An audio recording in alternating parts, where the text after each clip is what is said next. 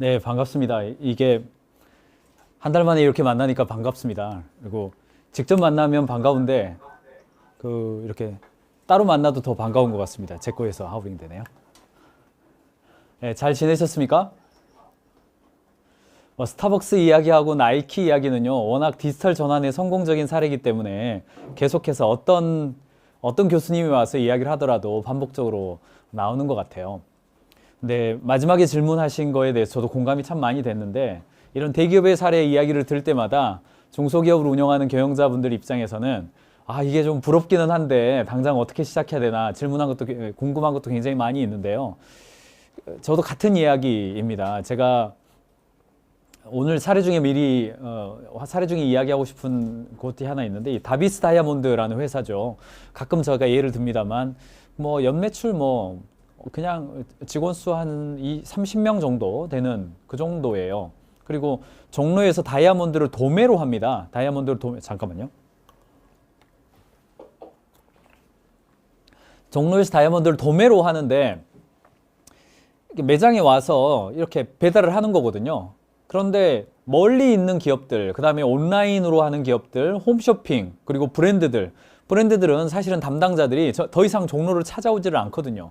게다가 코로나 상황이 되니까 그 문제는 더 심각해지죠.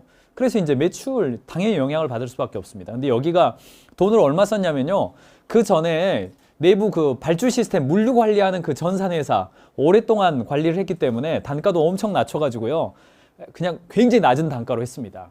겨우 1,000만 원대 초반 그런 단가로 뭘 만들었냐면 이른바 다이아 민족이죠. 배달의 민족이 아니라 다이아의 민족. 그래서 다이아 민족이라는 폐쇄물을 만든 겁니다. 사업자들을요. 근데 이제 기존에 이걸 만들고 나니까 사업자들도 종로로 직접 와서 다이아몬드를 눈으로 보고 단가를 책정해야 되는데 이게 잘 안 되잖아요. 그래서 고객들도 3개월 만에 사업자 번호 찍고 들어와야 되는 회원가입이거든요. 3개월 만에 800명이 넘었습니다. 연말에 아마 제가 1,000개가 넘을 것 같아요.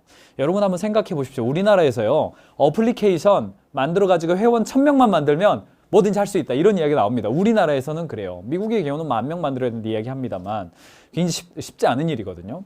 근데 제가 보니까 이 다이아몬드 회사는요, 오프라인 상에서도 오지만 온라인으로 계속 전환을 해주고 온라인 상에서 다이아를 보여주고 가격 견적을 내주고 이제는 구매까지 할 수 있는 단계로 넘어갔기 때문에 이제 자신감이 있는 겁니다. 매출이 떨어졌지만 다시 회복세에 있고, 다른 종로에 있는 많은 기업들이 도매 업체들, 귀금속 상가들 굉장히 어려움을 겪지만 여기는 이제 대안이 있는 거죠.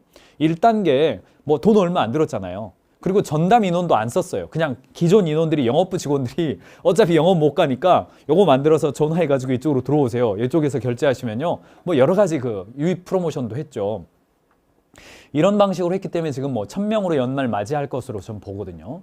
주원리 사업자 1,000명이 들어와 있는 폐쇄물이다. 여기는 사업자 등록증하고 주소랑 다 포함됩니다. 왜냐면 물건을 보내야 되니까 주소 입력하거든요. 이게 자신감이 있는 겁니다. 이게 뭐냐면 저는 오늘 두 번째 시간 얘기하고 싶은 혁신의 정석 이야기입니다. 혁신의 정석은 게리 피사노 교수이면서 컨설턴트이면서 칼럼니스트입니다. 좀 유념해서 보셔야 될 게 좀 있는데 이런 사람입니다.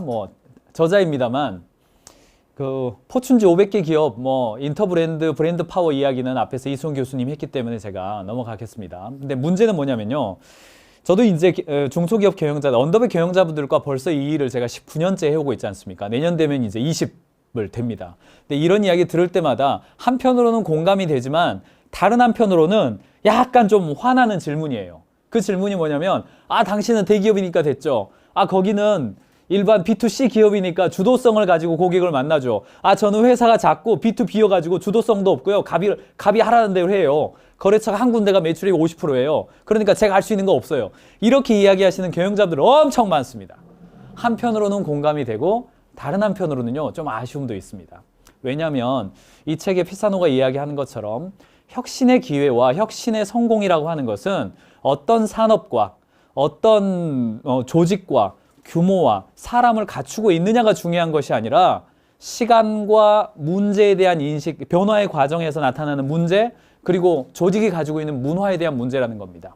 솔직히 여기서 지금 강의 듣고 계신 분들은 이제 창업해가지고 혼자 침낭 깔고 누워있는 당근마켓의 초짜 경영자 3명보다는 더 자원이 많은 거 아닙니까? 솔직히 지금 한국의 유니콘 기업이 되어 있는 무신사 그 창업자 4명보다는 더 자원이 많은 거 아닙니까?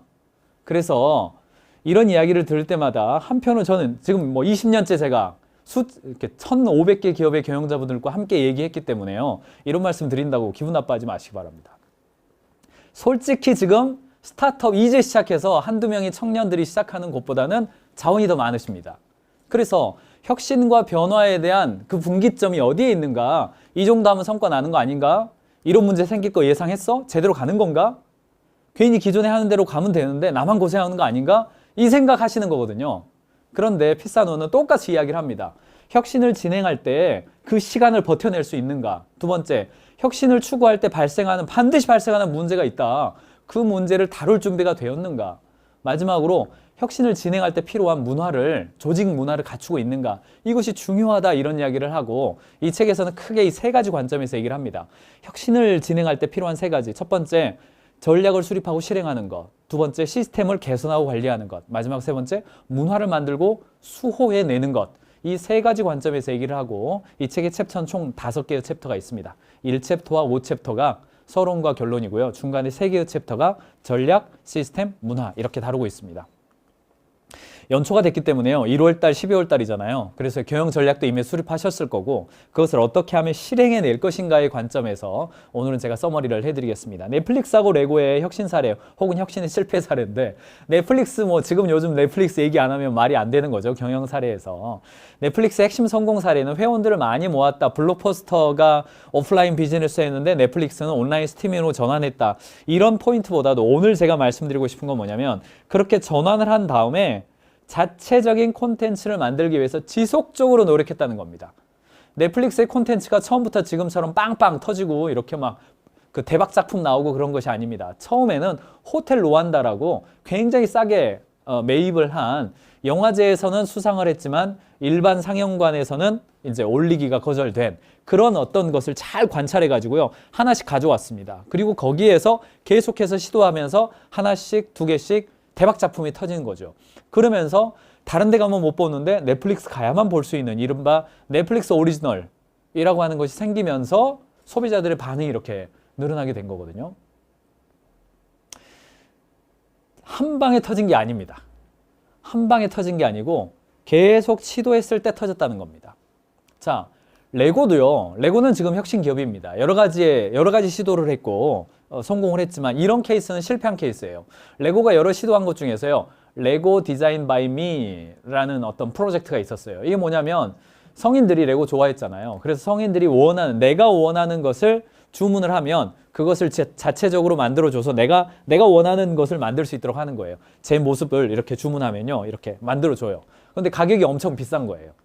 결과적으로는 사는 사람은 사지만 대중화되질 않았습니다. 결과적으로 엄청난 재고, 그 다음에 생산 라인의 어떤 그런 부담, 운영하는 부담을 번티치 못해가지고 서비스를 종료시켰습니다.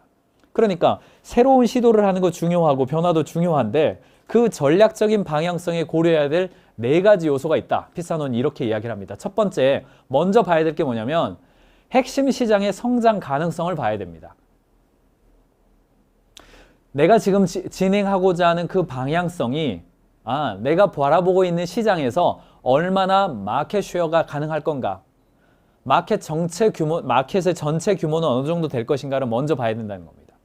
구글 같은 경우는 검색 엔진 서비스가 점점점 늘어날 것이고 이것을 통해서 광고 시장이 늘어날 거라고 봤기 때문에 지금의 구글의 밑거름이 됐죠. 그리고 나머지 서비스들을 시작할 수 있게 됐죠. 해리스는 질레트가 가지고 있는 비싼 면도기 시장에서 남자들이 불편해하고 있다는 사실을 봤어요.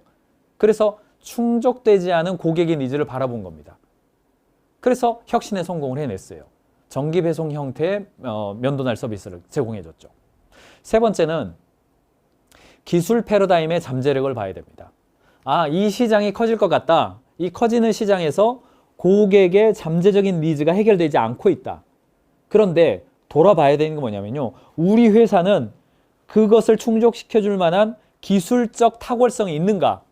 혹은 기술적 탁월성을 확보할 수 있는가? 이 요소가 굉장히 중요하다는 이야기 아니겠습니까? 그리고 마지막으로 모방 장벽을 구축해내는 겁니다.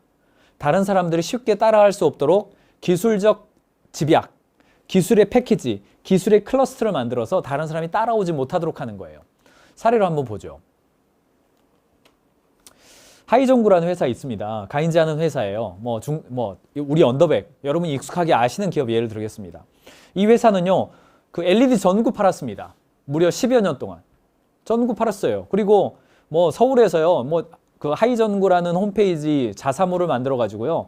아무튼 LED 전구는요, 대한민국에 제일 많이 팔았을 거예요. 다양한 이런 인텔리어 전등, 벽부등, 수많은 거. 저희 사무실도 그 하이전구의 전등을 가지고 했죠.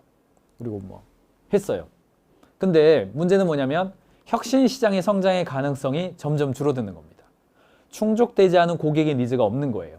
더 이상 시장이 커지질 않아요. 기술 패러다임의 잠재력, 중국에서 엄청 싼 것들이 자꾸 들어오는 겁니다. 모방 장비의 구축, 구축하기 어렵습니다. 그래서 이 회사는요, 2019년도에 하이전구 사업을 접어버립니다. 아예 접어버리고 그동안 조금씩 시도해 왔던 건강 보조식품, 건강 기능식품 시장으로 조금씩 옮겨가고 있었어요. 그러면서 2019년도에 완전히 하이전구 사업을 접고 빌리브 네이처라고 하는 건강 보조식품 시장으로 넘어옵니다. 뭘 봤습니까? 유기농 시장, 친환경 시장, 그리고 제품에 대한 진실성에 대한 충족되지 않은 고객의 니즈가 있는 걸 본 거죠. 그리고 기술 패러다임의 잠재력을 키웁니다. 온라인 마케팅 기술, 그리고 특별히 인플루언서를 통한 공동구매 마켓, 공구 마켓의 기술력을 키워옵니다. 그래서 결과적으로는 대한민국의 인플루언서들요, 주로 인스타 인플루언서들 1000명을 확보를 했어요. 그리고 지금 만들어낸 것이 이 윈들랩이라고 하는 인플루언서 공구 플랫폼을 아예 만들어 버렸습니다. 그러니까 이 1000명의 인플루언서가 가지고 있는 그 회원을 합해 보니까요, 3천만 명이 넘어요. 물론 중첩된 사람도 있겠죠. 엄청난 바잉 파워를 가진 건강 기능식품 혹은 보조식품, 화장품, 식품 다 만들 수 있게 됐거든요. 그래서 생각해 보십시오. 2년 전에 전구 팔던 회사가 불과 2년 만에 전혀 새로운 인플루언서 공동 판매 플랫폼이 된 겁니다. 이게 왜 가능하냐? 이 회사가 20명일 때부터 이렇게 했거든요. 지금 이 회사가 한 60명 정도 됐습니다만 조직이 작기 때문에 이 회사의 경영자 아마 여러분 아시는 분도 있죠. 굉장히 주도적이고요. 진취적이에요. 아까 이송희 교수님이 이야기했지만 빠른 물고기가 느린 물고기를 잡아먹는다 이런 표현을 썼는데 제가 볼 때는 이 빌리브 네이처 앞으로 인플루언서 공동 마켓 시장에서 굉장히 선두주자로 갈 가능성이 아주 높습니다. 다비스 다이아몬드의 다이아민족 혁신, 제가 강의를 시작할 때 이미 말씀을 드렸습니다. 다이아몬드 활용 가능성이 증가하고 다양한 곳에 활용하고자 하는 시도가 발견되고 제품의 표준화와 검증 시스템을 이 회사가 만들어요. 그 관세청에 코드를 입력하는데 새로운 다이아몬드가 나오면 다비스 다이아몬드에 물어볼 정도예요. 그 표준을 가지고 있거든요. 그러면서 3개월 만에 사업자 회원을 800명을 확보하고 연말에 1000명으로 마무리될 것으로 예상이 되는 거죠. 여기도 9개월 만에 일어난 변화입니다. 9개월 전에는 오프라인 매장에서 다이아몬드를 도매로 이렇게 싸가지고 제공하던 회사가 9개월 만에 온라인 상에서 1000명의 사업자 폐쇄 플랫폼을 갖고 있는 것입니다. 빠르게 변화하는 것이죠. 1번 혁신 시장의 가능성, 2번 거기에서 충족되지 않은 고객의 니즈가 무엇인가, 3번 기술 패러다임의 잠재력을 우리가 가질 수 있는가, 어떻게 확보할 것인가, 마지막 4번 모방 장벽을 어떻게 만들어서 다른 경쟁자들이 빨리 따라오지 못하게 만들 것인가, 이 구조입니다. 자, 가인즈 컨설팅 그룹이죠. 저희 회사입니다. 가인즈 컨설팅 회사는요, 이게 미리 나와버렸네. 뒷배경이 있는데, 가인즈 컨설팅 회사는 기본적으로 코로나 상황이 돼가지고요, 제 선배들이 다 제 주변에 있어요. 컨설팅 회사 많이 있지 않겠습니까? 굉장히 어렵지 않겠습니까? 여러분 생각해 보십시오. 컨설팅 회사는 현장에 가서 만나고 다음날 또 다른 데 가야 되는데 코로나 상황이기 때문에 다 끊기는 거죠. 올해 2월 달에 김미경 강사가 영상을 하나 찍었는데 영상 제목이 강의가 다 끊겼어요. 그렇더라고요. 강의를 하시는 분들은 어쩔 수 없는 그런 상황이죠. 그런데 저희도 그런 위기의식이 확 오더라고요. 물론 작년부터 우리가 구독 경제와 디지털 전환 이야기를 많이 했습니다만 확 왔어요. 그래서 저희가 만드는 것이 뭐냐면 우리가 직접 가서 하는 강의들, 제가 AAR 피드백 강의나 가인즈 강의는요 정말 거짓말하지 않고 수백 번, AAR은 수천 번 한 것 같아요. 그거를 오히려 왜 그동안 이걸 영상으로 올릴 생각을 안 했지? 이런 생각을 제가 문득 하게 됐어요. 그래서 온라인 교육센터를 만들었죠. 이미 알고 계신 분도 있을 겁니다. 5월 달에 우리가 만들어서 지금까지 수많은 기업들에게 영상 강의 플랫폼은 시중에 많습니다. 제가 브랜드를 굳이 이야기하자도 여러분 아실 거예요. 영상 강의를 만들어서 파는 플랫폼들은 시중에 많이 생겼어요. 근데 저희는 보니까 저희는 컨설팅 회사니까 그런 강사가 중요한 게 아니라 기업이 중요하잖아요. 그래서 각 기업들이 자기 회사에, 우리 회사의 교육 콘텐츠를 우리만의 교육관으로, 영상 교육관으로 즐길 수 있게끔, 쉽게 말하면 우리 회사 유튜브 같은 게 생기게끔 만들어주는 서비스를 시작을 했습니다. 반응이 좋습니다, 지금. 저희도 서비스를 1단계, 2단계, 3단계 업그레이드 해 가고 있고, 그 다음에 이제 여러분들에게 강의 중이지만 광고를 해드리면, 이제 내년부터 드디어 이 가인지 경영자 클럽도 영상관으로 운영을 합니다. 그래서 아까 이승윤 교수님 강의가 너무 좋았잖아요. 근데 한 번 듣고 전에는 끝났잖아요. 오프라인에서 들으니까. 근데 이 영상 교육관에 이제 올라갑니다. 올라가서 여기 물론 회원님들, 지금 들어오시는 회원님들이 반복해서 들을 수 있도록 만들어주고, 글쎄요, 뭐 회사 내에서 직원들이랑 같이 들으시는 걸 어떡합니까? 그 아이디 여러 개 받아서 해야 되지만 그 같이 들으시는 거 어떻게 해요? 그거 통제 못합니다. 그래서 직원들도 같이 들을 수 있도록 하는 서비스로 전환이 돼가는 거예요. 그러면 오프라인에 한 달에 한 번씩 와서 강의 듣고 나누고 네트워크하는 가인지 경영자 클럽이 앞으로는 어떤 게 되는 거냐면, 온라인에서 반복해서 소통이 되고, 경우에 따라서 여러분들의 영상도 이 안에 올라갈 수 있지 않겠습니까? 회사 소개 영상, 왜 홍보도 할 수 있게 되고요. 여기 컨설팅 회사에서 진행하는 모든 강의들, 필요한 강의들 여기다 올려만 놓으면 여러분들이 들어와서 반복해서 들을 수 있는, 네, 기업의 영상관 형태가 가능하고, 지난번에 컨퍼런스 오신 분은 아시겠습니다만 컨퍼런스의 경우에도 컨퍼런스 교육관을 만들어 가지고 운영하는 그런 형태도 가능하게 됐습니다. 이런 혁신의 변화는요, 기본적으로 시장이 어떤 시장이 커가고 있고, 그 시장에서 충족되지 않은 니즈가 무엇이고, 우리는 기술적으로 무엇을 대응해 줘야 되고, 경쟁자가 들어올 수도 있도록 하고, 진입 장벽은 무엇인가, 이 네 가지 순서와 흐름에 따라서 달려가는 것이죠. 그래서 가인지도요, 개발자가 있습니다, 내부에. 그리고 이 영상을 찍고 있기 때문에 프로듀서가 있고요, 영상 디자이너가 있고, 계속해서 저희가 채용하는 사람은 물론 현장을 나가는 컨설턴트도 뽑고 있습니다만, 영상 프로듀서 그리고 개발자, IT 개발자 계속 채용하고 있습니다. 이게 이제 전략적인 방향성입니다. 두 번째, 그러면 그 전략이 계속해서 실행되게 하려면 경영자가 늘 가서 현장에서 할 수는 없잖아요. 그래서 시스템이 설계되는 건데, 한번 생각해 보십시오. 시스템 설계는요, 혼다 Z의 이야기인데, 기본적으로 Z 엔진은 비행기의 동체 뒤에 있다고 그래요. 뒤에 있어야 이게 무게를 감당하면서 앞으로 추진하는 힘이 문제가 없대요. 근데 이제 뒤에 붙어 있기 때문에 그 소리, 그 다음에 뒤에 붙어 있는데 이 동체, 이 엔진이 크랭크 축을 연결해 가지고 그 동력이 날개 쪽으로 전달이 돼야 되기 때문에 비행기 아랫부분에는요, 그 뭔가 놓지를 못한대요. 그래서 공간 효율이 굉장히 떨어진다고 그럽니다. 근데 결과적으로는 혼다가 최초로 날개 위에 붙어 있는 동체를 만든 거예요. 요겁니다. 요거 노란색으로 표시한 거. 처음에 나왔을 때에는 모두가 최악의 엔지니어링이라고 이야기를 했지만 2019년에 혼다 Z는 3년 연속으로 비슷한 기종 가운데서 최고의 판매고를 기록을 했습니다. 이게 무슨 이야기냐면, 혁신을 이야기할 때 늘 이야기하는 이 신성한 소 이야기입니다. 이 신성한 소 이야기는요, 이 보랏빛 소가 온다 온다에서 말폰 글레드, 세스 고든이 은유적으로 한 표현인데요. 인도에 가보면 소가 신성하잖아요. 저도 이제 인도에 한 1년에 한 번씩은 갔습니다만, 올해는 못 갔는데, 그 소가 있으면요, 돌아가요, 차도. 그리고 건드리면 안 됩니다. 일단 터치하면 안 돼요.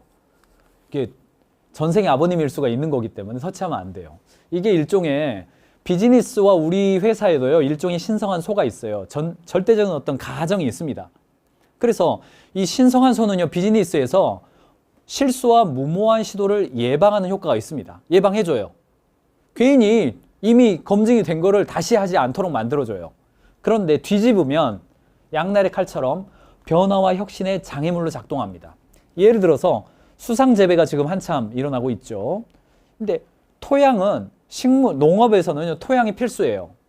농업은 토양이 중요합니다. 이게 신성한 소예요. 그런데 그걸 뒤집으니까 수상 재배가 가능합니다. 땅이 없이 버티컬 플랜트에서 야채도 만들어내고 뭐 만들어내잖아요, 이게. 게다가 물에 어떤 미네랄이 어느 정도 들어갔고 비타민이 어느 정도 들어갔고가 예측이 되기 때문에 환자들을 위한 고혈압 환자, 저혈압 환자, 당뇨 환자들을 위한 비건을 만들어낼 수 있는 거거든요. 조선업에서는 육지, 항구가 핵심이죠. 도크를 만들어야 되니까. 그런데 대한민국에서 세계 최초로 만들어낸 플로팅 도크. 물 위에 떠서 선박을 건조하는 방식. 네, 신성한소에 도전한 겁니다. 무신사는 어떻습니까? 패션에서는 오프라인 매장이 필수입니다. 오프라인에서 입어보고 만져보고 경험해봐야 되죠. 그런데 무신사는 오프라인 매장이 없이 1조가 넘는 가치가 됐죠. 이런 우리 회사와 우리의 산업에서 모두가 그렇다라고 말하는 신성한소를 도전해 보아야 된다는 겁니다. 그것이 시스템적 사고의 출발입니다. 도전적 탐색을 가능하게 하는 방법이 7가지를 이 책에서는 제안을 합니다만 빠르게 이야기를 해보면요. 첫 번째, 하버드에서는요. 교수들을 강제로 그 학술 대회를 시킨답니다. 누구랑 누구를 시키냐면 경제학과 교수랑 공대 교수를 강제로 만나게 만들어요. 그리고 반드시 거기서 토론하게 만들어낸대요. 이 강제 메커니즘입니다. 혼다 제트는요. 물리적으로 홈코트 밖으로 이동해버려요. 홈코트란 말이 은유적인 표현이 아니라 물리적으로. 일본에 있는 혼다의 기술자들을요, 미국 텍사스에 비행기 만드는 곳으로 그냥 아예 근무를 이동시켜버리는 거죠. 근무지를 그냥 그리 보내버리는 거예요. 새로운 거 보라고. 컨설팅사 어떻습니까? 미국에 다 MBA 출신들 뽑잖아요. 그렇지 않아요. 인재 유전자 풀 혼합하기. 용어가 좀 그렇습니다만 아무튼 채용을 할 때 MBA 출신만 뽑는 게 아니라 현장 출신을 그 컨설팅 팀에 갖다 넣어버리는 거죠. 판매사 출신을 그 컨설팅 팀 갖다 넣어버리는 거죠. MBA 출신을 현장으로 보내버리고 이런 게 이제 유전자 풀을 혼합하는 겁니다. 타 산업으로부터 유사점을 배우는 거, 신성한소에 도전하는 거, 작게 시도하고 조정하는 실험을 반복하는 거, 부서의 경계를 깨는 열린 자세로 협업하는 거, 이런 요소들이 홈코트에 갇히지 않고 새로운 사고를 하게끔 만드는 혁신의 어떤 출발점이라는 이야기입니다. 소니 같은 경우도 보면 이제 음악 플레이어를 가지고 있잖아요. 가지고 있죠. 그 다음에 전문 지식도 있죠. 레코딩 기술자들로 구성된 음악 사업부도 가지고 있어요. 그런데 각각의 영역을 가지고 있지만 그것을 통합해 가지고 한 곳에 모을 만한 혁신은 아직 일어나지 않고 있다는 겁니다. 그래서 조직 내에서 혁신이 일어나려면 3가지가 연결이 돼야 되는데 여러분 한번 회사에 생각을 해보십시오. 여러분 회사의 부서가 예를 들어서 영업부, 생산부, 구매부, 물류부, 기획부, 경영지원부 이런 형태로 기능 중심으로 쪼개져 있다면 틀림없이 그 기능과 기능 사이에 지금 싸우고 있지 않습니까? 영업부가 좀 더 싸게 만들어 달라 그러면 구매나 생산부에서는 무슨 그런 수주를 받아왔냐. 지금 말도 안 되는 수주, 영업부가 실력이 없으니까 이상한 수주 받아왔다 그러지 않습니까? 또 생산부에서 제품 개발하고 품질 좋게 하려고 그러면 영업부는 생산 단가 높다고 그러면 못 판다고 그렇게 하고 있지 않습니까? 이게 이제 기능 중심 조직이거든요. 어떤 의미에서는요. 조직의 생산성을 높이기 위해서 기능 단위의 최적화를 추구해야 되지만 이 변화의 시기에 있어서는 기능 중심 조직에서 상품이나 고객 중심 조직으로 이동해 가야 된다는 이야기죠.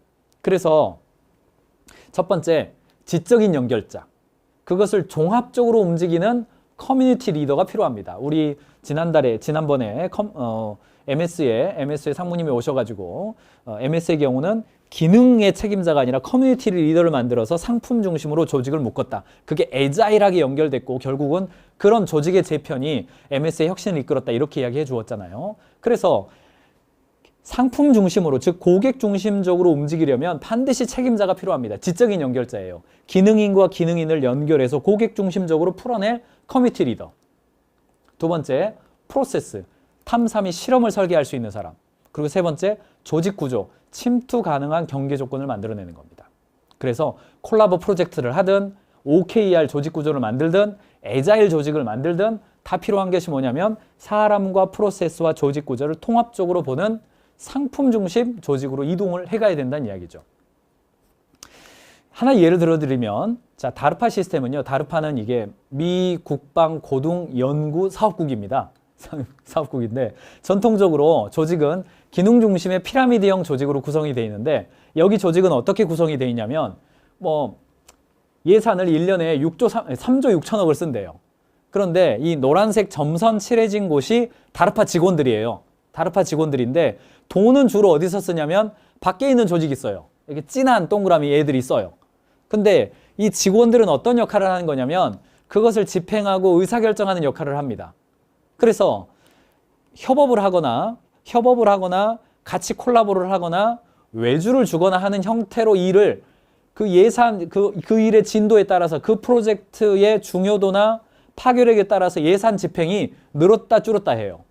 또 어떤 경우는 왼쪽 윗부분을 보면 이렇게 노란색이 거기까지 퍼져 있잖아요. 어떤 경우는 직영으로 그냥 프로젝트를 바로 진행해요.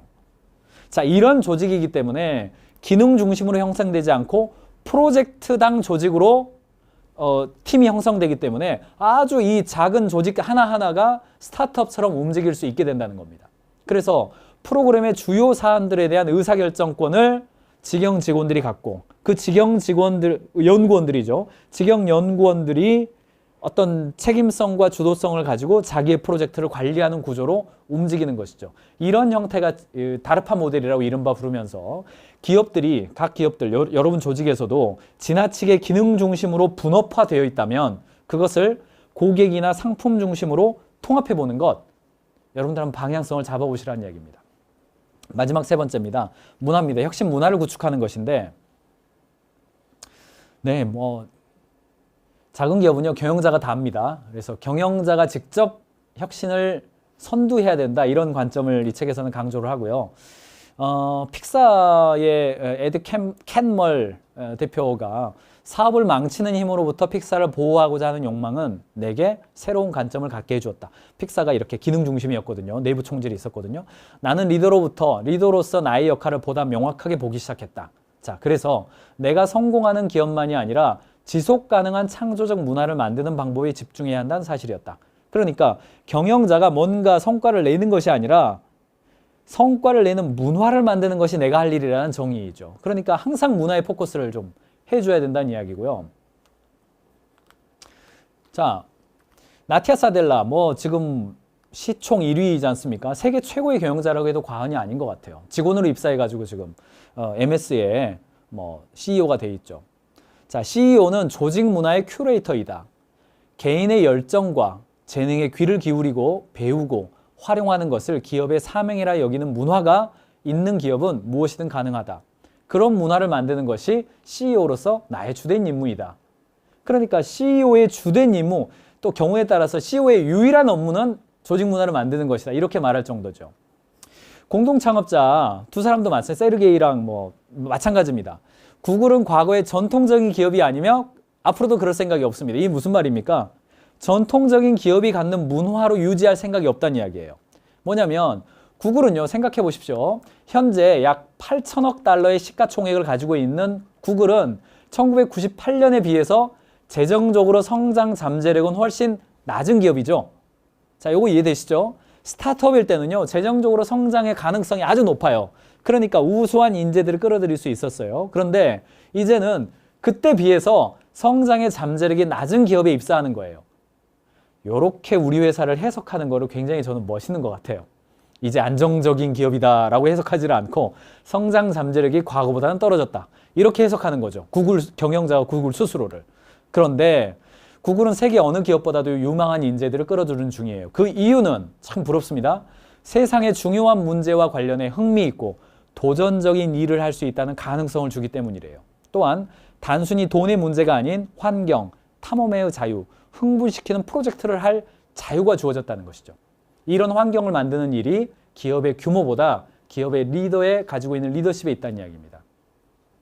자, 생각해 보십시오. 유망한 인재를 끌어들이는 것이 조직이 크냐 적냐, 월급을 많이 주냐 적게 주냐 이 관점보다도 얼마나 도전적이고 흥미로운 일을 할 수 있게 만들어주는 문화가 있느냐, 이 관점이 중요하다는 이야기이죠. 자, 경영자가 혁신의 과정에서 가지고 있는 몇 가지의 심리적 왜곡이 있는데요. 첫 번째가 확증 편향입니다. 특별히 언더백 기업에서 더 많이 나타납니다만 자신의 견해를 뒷받칠 만한 증거만 보는 거예요. 두 번째, 앵커링 효과예요. 견해와 좀 반대되는 어떤 데이터가 와요. 그런데 그런 데이터는요, 내가 이미 확신하고 있는 데이터에 대비해서 중요하지 않게 바라봐요. 귀인 편향이에요. 어떤 프로젝트를 진행을 했는데 내 스스로가 진행한 프로젝트입니다. 경영자가 직접 진행하는 경우가 많기 때문에 거기에 대해서 성공이라고 나름대로 표딱지를 붙여버리면 그 이후에 실패해도 계속 성공이라는 관점으로 그걸 보기 때문에 떼지를 못하는 거죠. 이게 혁신의 과정에서 경영자가 가지고 있는, 사실은 이 강의에 지금 참여하고 있는 클럽 회원분들이 가지고 있는 왜곡이기도 합니다. 확증 편향, 앵커링 효과, 귀인 편향이에요. 이걸 제거하고 데이터에 근거해서 바라보아야 된다는 이야기죠. 그래서 이런 확증 편향이라든가 앵커링 효과, 귀인 효과를 제거하고 정확하게 혁신에 성공하는 데이터 리터러시, 데이터를 보고 읽고 대안을 만들어내는 거. 그렇게 하는 이유가 수평성이 있는 조직을 만들어야 되는데 왜 그러냐? 수평 조직은 그 자체가 목적이 아니라 빠르게 변화하는 정보에 의사결정자들이, 즉 경영자들이 신속하게 접근하고 대응할 수 있기 때문에 그렇습니다.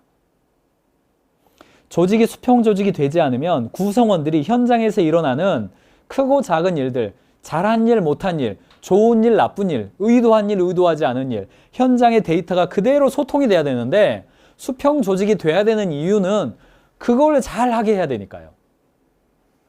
조직이 수평 조직 되는 거 그거 자체가 목적이겠습니까? 그렇지 않죠. 그렇지 않습니다. 그런데 이렇게 되지 않으면 데이터에 접근할 수가 없으니까요. 수평 조직의 사람들은 자신의 생각을 상사에게 확인받는 경우가 상대적으로 적어요. 실험을 할 수 있는 자유가 더 크기 때문이죠. 다양한 사람들의 폭넓은 지식과 전문성, 의견을 활용할 수 있기 때문에 기업 내에 아이디어가 훨씬 풍부해질 가능성이 높습니다. 이러한 문화적 속성들을 서로 보완하고 강화하는 것, 실험하려는 의지에는 실패에 대한 인내가 역시 동일하게 필요합니다. 그러니까 저는 제 주변에 수평 조직을 만들고 뭐 가인지도 영어 이름을 쓰고 뭐 이렇게 책상이라든가 이런 거 뭐 오픈하고 뭐 이런 것들이 수평 조직을 만든 여러 가지 장치들인데 그렇게 하다가 그러니까 질서가 깨진다. 그러니까 뭐 책임감이 약해지는 것 같다. 뭐 이런 이야기 하면서 다시 과거로 돌아가시는 경우도 꽤 많이 있습니다만 그런 과정은요. 아까도 처음에 말씀드렸습니다만 혁신이라고 하는 것은 그냥 순탄하게 되는 것이 아니라 그런 여러 가지 과정을 거쳐서 그렇게 간 거예요. 그러니까 진행하는 과정에서 나타나는 문제를 하나의 변화에서 반드시 필요한 하나의 과정이라는 인식 속에서 변화해 가야 된다는 겁니다. 왜요? 제대로 의사결정해야 되니까. 경영자가 현장을 다 볼 수 없으니까요. 그 데이터를 정확하게 알고 판단하고 함께하기 위해서 수평 조직을 가야 되는 것이죠.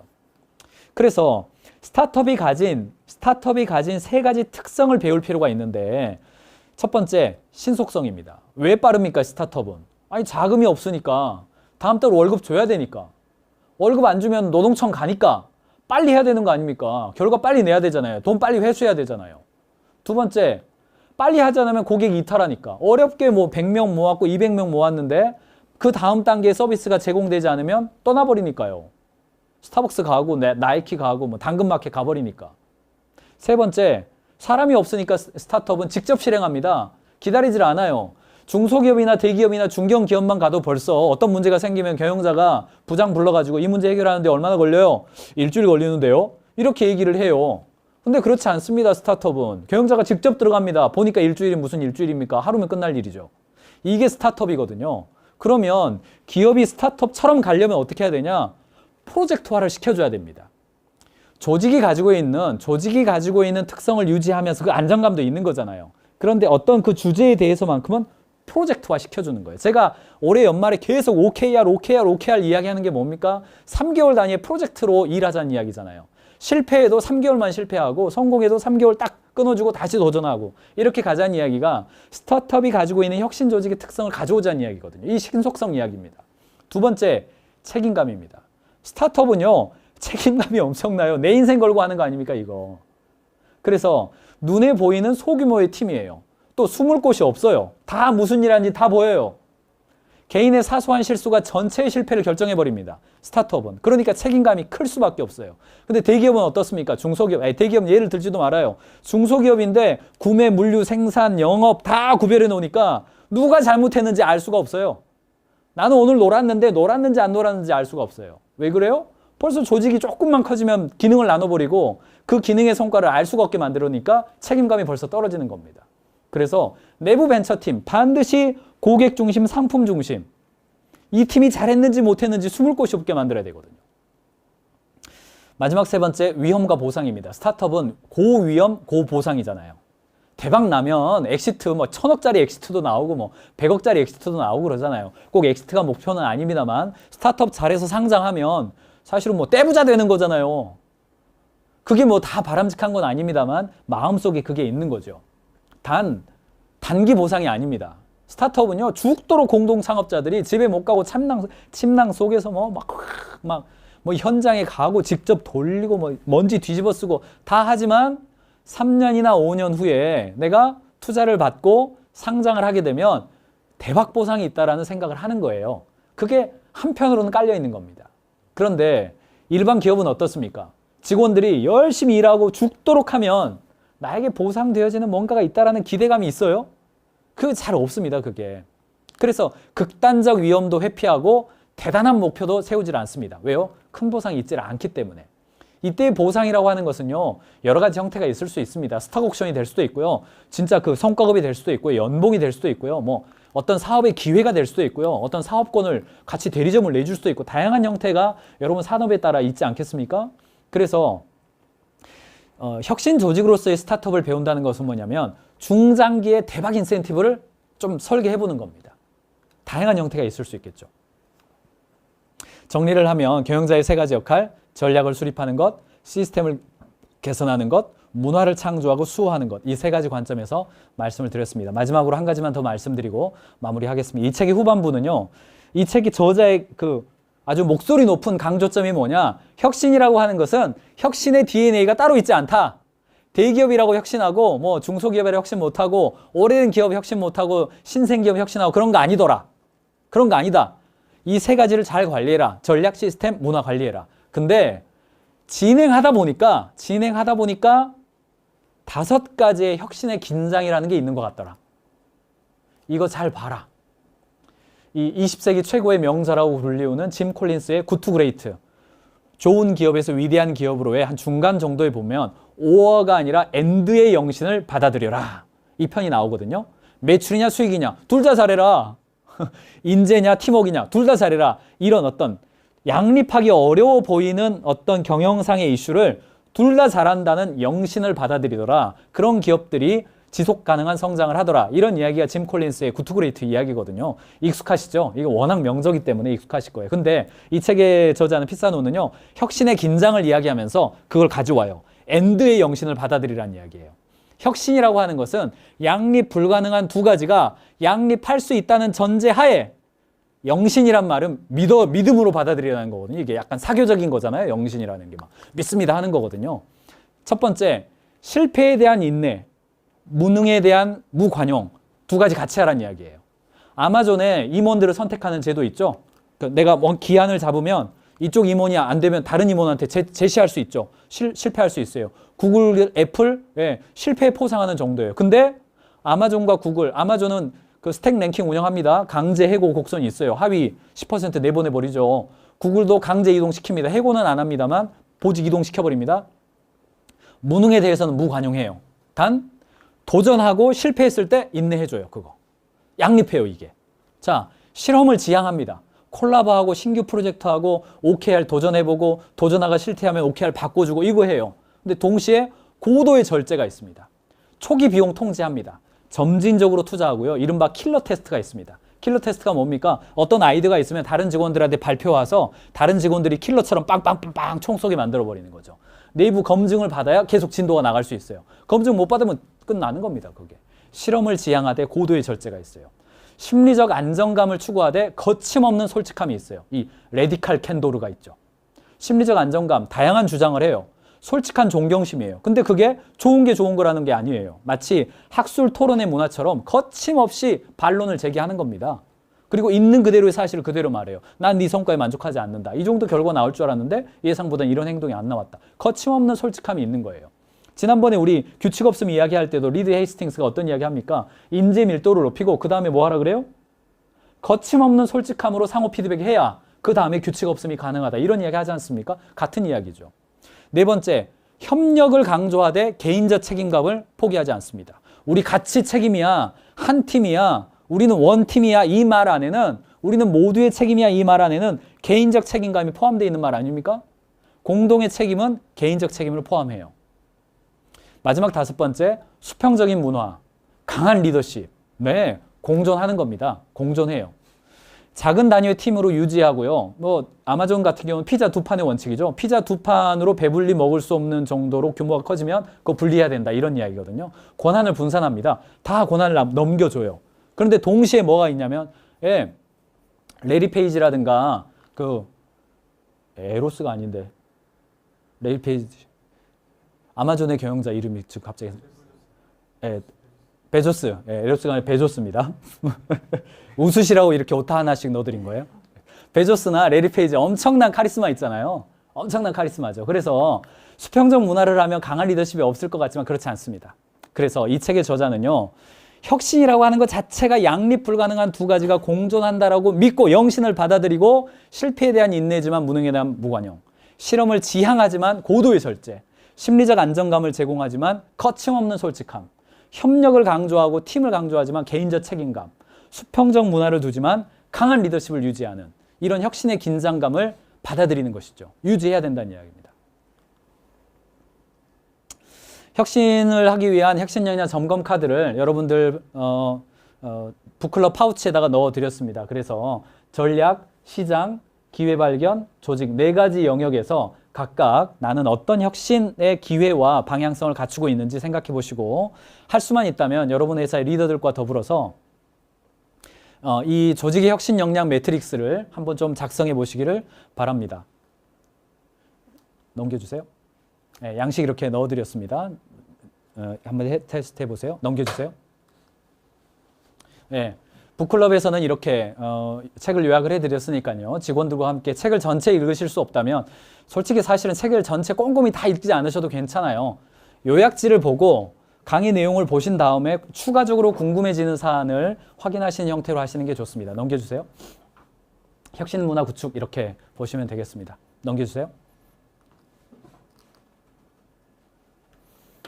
네, 오늘은 주어진 시간 범위 내에서요. 여러분들에게 그러면 오늘 첫 번째 강의 이승희 교수님이 했던 이야기 이어서 제가 하려고 노력을 했는데 혁신이라고 하는 것은 자원이 있다고 시간이 있다고 되는 것이 아니라 그 과정을 얼마나 구체적으로 설계하고 시간과 과정에서 나타나는 문제를 관리하고 그리고 조직 문화를 만들어가는 문제라고 말씀을 드렸습니다. 마지막으로 말씀드렸던 엔드의 영신 잘 기억하시면서요. 여러분들 혁신의 변화에 성공해 보시기를 바라겠습니다. 다음 달 책에 대해서 제가 잠깐 이야기를 하겠습니다. 다음 달 책은 필립 코틀러의 리테일 4.0이라는 책이 있습니다. 리테일 4.0은 사실은 오늘 첫 강의 때 했던 이야기의 하우투 버전입니다. 그래서 10가지의 리테일에 있어서 소비자들을 만나는 방법을 얘기를 해주고 있는데 그런 영역들에 대해서요. 책이 나가면 아마 연말에 나가겠죠. 책이 나가면 여러분들이 꼼꼼하게 읽어보시고 전편이 있고 후편이 있는데 후편은 사례고 전편이 방법이기 때문에 사례까지 읽기 어렵다 그러면 전편 10가지의 방법이라도 읽으시고 다음번 제 강의를 들으시면 훨씬 유익하게 다가올 것 같습니다. 제 강의 여기서 마치겠습니다. 수고하셨습니다. 네, 감사합니다. 혁신의 정석에서 나왔던 원리들을 통해서 기업에 적용할 수 있는 것부터 하나씩 적용해 가면 좋겠습니다.